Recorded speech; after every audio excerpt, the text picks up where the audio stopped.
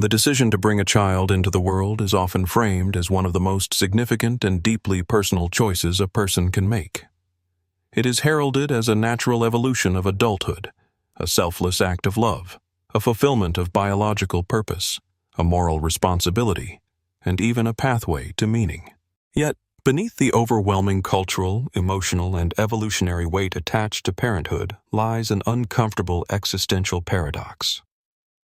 Do we truly choose to become parents? Or are we merely enacting an ancient script, a silent, unexamined repetition of past generations?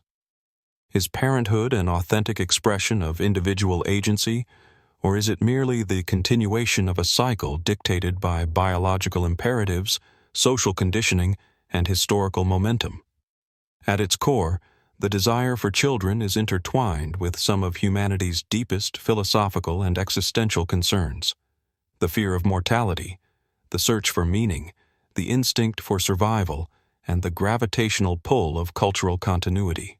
To bring a child into existence is, in a sense, to rebel against one's own impermanence.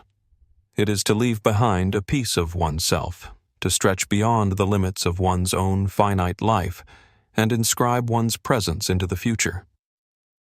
Soren Kierkegaard, in his reflections on existential dread, argued that freedom lies in the ability to confront life's absurdity and to carve meaning from it through conscious choice. In this light, parenthood is not merely a biological function, but an existential stance, a deliberate assertion that life, despite its suffering, is still worth continuing. It is an act of defiance against the void, a refusal to disappear without leaving an imprint on the world. It is, in many ways, an attempt to create permanence in an impermanent reality. Yet Emile Cioran, the philosopher of radical pessimism, offers a starkly different perspective. He sees procreation not as an affirmation of life, but as a perpetuation of suffering, an unconscious submission to history's inertia. To Cioran, life itself is not a gift, but a burden, one that is blindly passed from parent to child, generation after generation. Every birth, he argues, is an unconsented plunge into a world of struggle, uncertainty, and eventual death.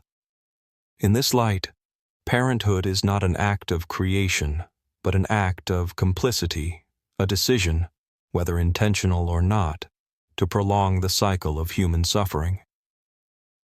This dilemma between free will and historical inevitability lies at the heart of the existential debate surrounding parenthood.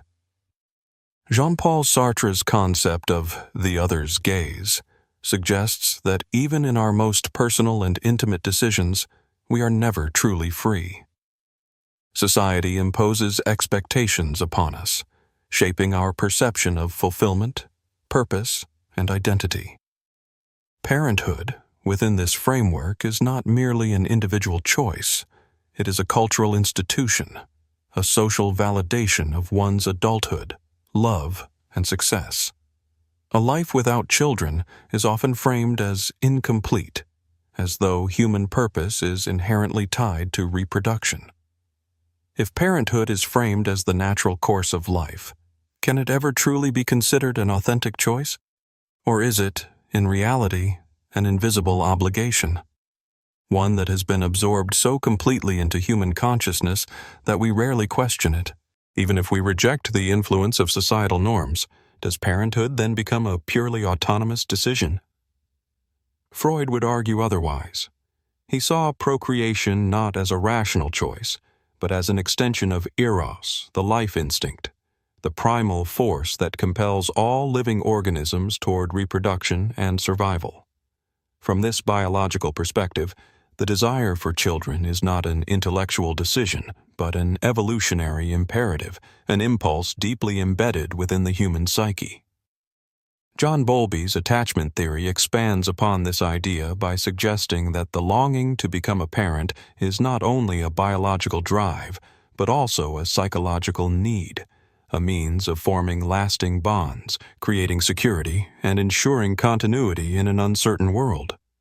Those who have experienced nurturing familial connections may unconsciously seek to replicate those bonds, using parenthood as a means of establishing a sense of permanence and belonging. But if the drive for parenthood is shaped by biological instinct and psychological conditioning, how much deliberation or true choice is involved in the decision to have children? This question is central to Erik Erikson's theory of psychosocial development, in which parenthood is seen as a critical marker of maturity and personal evolution. Erikson argues that as individuals grow, they shift from self-centered goals toward generativity, the desire to contribute to the next generation and to create a lasting impact beyond themselves. In this sense, becoming a parent is not merely a biological or social expectation, but a fundamental step in human development, a movement toward responsibility, purpose, and moral fulfillment. Similarly, Abraham Maslow's hierarchy of needs positions parenthood within the realm of self-actualization, suggesting that raising children can be a form of personal transcendence, a way to surpass individual limitations and to find meaning through the guidance and nurturing of new life.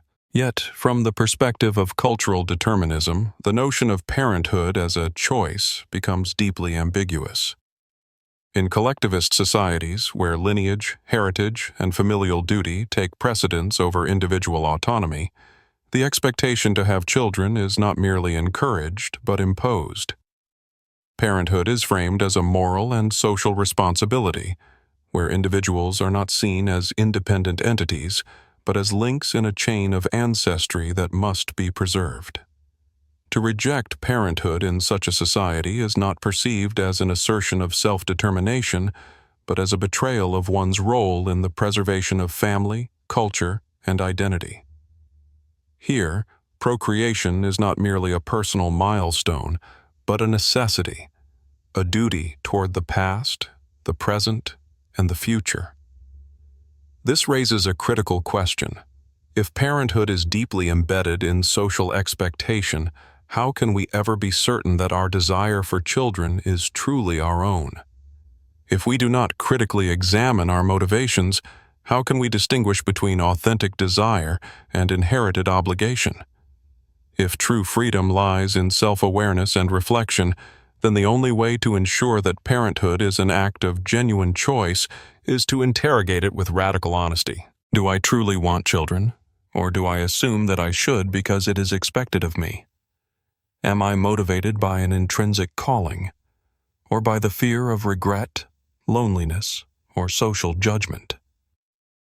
Is my desire for parenthood an act of creation, or merely a fulfillment of an inherited tradition? If all external influences, family, culture, religion, biology, were removed, would I still make the same choice?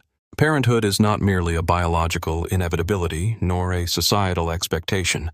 It is one of the most consequential and irreversible choices a human being can make.